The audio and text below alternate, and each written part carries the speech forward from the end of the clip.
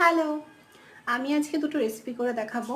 সর্ষে দিয়ে তেলাপিয়া মাছের ঝাল আর পুঁই শাকের চচ্চড়ি। মোটামুটি সবাই জানো এই রান্নাটা কিভাবে করে, কিন্তু আমি কিভাবে করি সেটাই দেখাবো। চলো।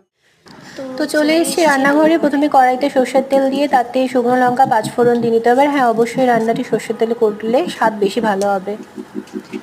তো ফোড়ন ভাজা হয়ে গেলে তাতে কেটে রাখা সবজিগুলো দিয়ে নিতে হবে।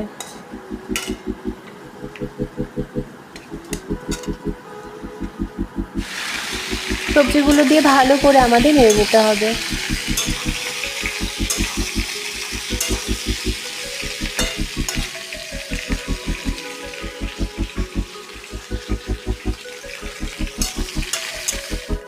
এরপর তাতে কেটে রাখা চেরা কাঁচা লঙ্কা দিতে হবে, পরিমাণ মতো নুন,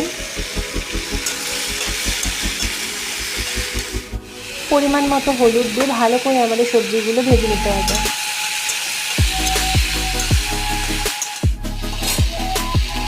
এরপর ভেজে রাখা সবজিগুলোর মধ্যে পুঁই শাক দিতে হবে এবং ভেজে রাখা সবজিগুলোর সাথে শাকটাকে ভালো করে আমাদের মিশিয়ে নিতে হবে।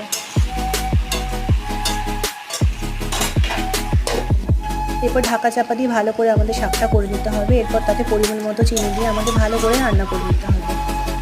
তো হয়ে গেল আমাদের পুঁই শাক। ভিডিওটা কেমন লাগলো জানিও। সর্ষে দিয়ে তেলাপিয়া মাছের রেসিপি আছে নেক্সট পার্টে।